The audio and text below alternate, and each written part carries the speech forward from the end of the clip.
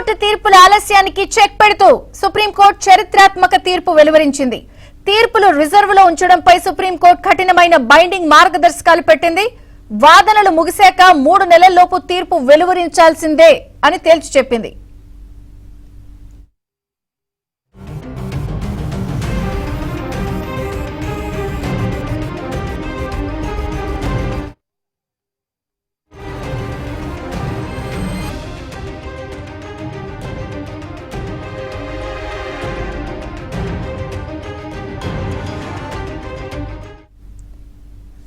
Breaking news చూస్తున్నాం. High court తీర్పుల ఆలస్యానికి check పెడుతూ supreme court చరిత్రాత్మక తీర్పు వెలువరించింది.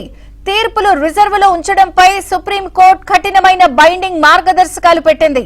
వాదనలు ముగిశాక 3 నెలల్లోపు తీర్పు వెలువరించాల్సిందేనని తేల్చి చెప్పింది. ఇక కీలక కేసుల్లో జాప్యానికి సంబంధించిన అంశం విషయంలో సుప్రీంకోర్టు కీలకమైన తీర్పు చెప్పింది. Updates Delhi bureau chief Krishna అందిస్తారు. కృష్ణ. విజయ చంద్రిక, హైకోర్టులో కేసులు విచారణ పూర్తయిన తర్వాత తీర్పులను రిజర్వ్ లో ఉంచి వాటిని వెలువరించడంలో నెలల తరబడి, కొన్నిసార్లు ఏళ్ల తరబడి కూడా తీవ్ర జాప్యం చేయడం పైన సుప్రీంకోర్టు ఈ రోజు చరిత్రాత్మకమైన అదేవిధంగా కఠినమైనటువంటి మార్గదర్శకాలను జారీ చేసింది. సిజేఐ నేతృత్వంలోని ధర్మాసనం ఈ యొక్క ఆదేశాలను, ఈ తీర్పునిచ్చింది. పౌరుల వ్యక్తిగత స్వేచ్ఛ, వేగవంతమైనటువంటి న్యాయం పొందే హక్కు ఆర్టికల్ 21 లక్ష్యంగా సుప్రీంకోర్టు ఈ కీలక ఆదేశాలను ఇచ్చింది. విజయచంద్రిగా గతంలో 2001లో జరిగినటువంటి Anil Rai versus state of Bihar కేసులో సుప్రీంకోర్టు రిజర్వ్డ్ తీర్పులపైన కొన్ని మార్గదర్శకాలు ఇచ్చింది. అయితే హైకోర్టులు వాటిని క్షేత్రస్థాయిలో సరిగ్గా అమలు చేయటం లేదు. ఎన్నో క్రిమినల్ అప్పీళ్లు, బెయిల్ పిటిషన్లు విచారణ ముగిసినా కూడా తీర్పులు రాకుండా అండర్ ట్రయల్స్, విచారణలో ఉన్నటువంటి ఖైదీలు జైల్లోనే మగ్గుతున్నారని సుప్రీంకోర్టు తీవ్ర అసంతృప్తి వ్యక్తం చేసింది. న్యాయ వ్యవస్థపై ప్రజల్లో నమ్మకం సడలకుండా చూసేందుకు ఈ సమస్యకు శాశ్వత పరిష్కారంగా ఈ సుప్రీంకోర్టు ఈ రోజు ఇచ్చినటువంటి తాజా బైండింగ్ ఆర్డర్స్ అంటే వీటిని ఖచ్చితంగా పాటించాల్సినటువంటి ఆర్డర్స్ అని చెప్పొచ్చు.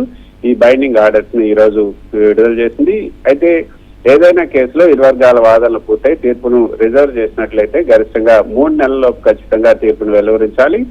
సాధారణంగా బెయిల్ మంజూరైన ఆర్డర్ కాపీలు జైలుకి చేరడానికి రోజుల సమయం పడుతుంది. దీన్ని అరికెట్టేందుకు బెయిల్ ఉత్తర్వులను వీలైనంత వరకు మరుసటి రోజే ప్రకటించాలి. అదే రోజు డిజిటల్ లేకపోతే ఇతర మాధ్యమాల ద్వారా జైలు అధికారులకు చేరవేయాలని కూడా ఈ రోజు ఇచ్చినటువంటి బైండింగ్ ఆదేశాల్లో స్పష్టంగా పేర్కొంది.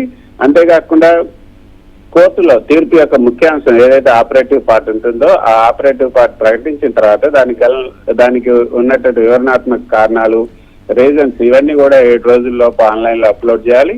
ఒకవేళ 30 రోజుల వరకు కూడా కారణాలను అప్లోడ్ చేయకపోతే ఆ కేసును ఆ బెంచ్ నుంచి ఉపసంహరించి సరికొత్త విచారణ కోసం మరొక కొత్త బెంచ్ కి బదిలీ చేసే అధికారం కూడా ఉంటుంది. హైకోర్టు వెబ్సైట్లలో కూడా ఏ జడ్జి వద్ద ఏ కేసుకు సంబంధించినటువంటి తీర్పు ఎప్పటి నుంచి రిజర్వ్ లో ఉందో కూడా స్పష్టంగా కనిపించేలాగా ప్రత్యేక డాష్ బోర్డు కూడా ఏర్పాటు చేయాలి అన్నది ఈ రోజు ఇచ్చినటువంటి తీర్పులోని మరో ముఖ్యమైనటువంటి అంశం.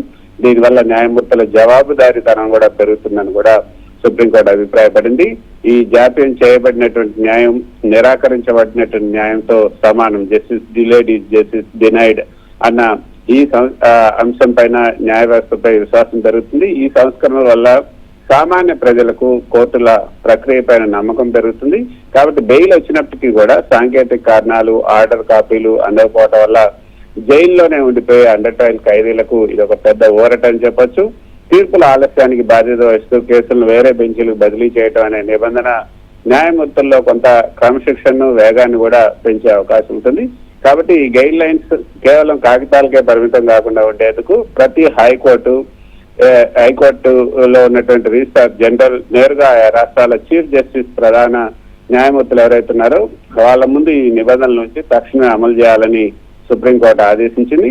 ఇది నిజంగానే విజయచంద్రిక భారతదేశ న్యాయ సంస్కరణల చరిత్రలో ఒక మైలురాయిగా నిలిచే నిర్ణయం అనే చెప్పొచ్చు.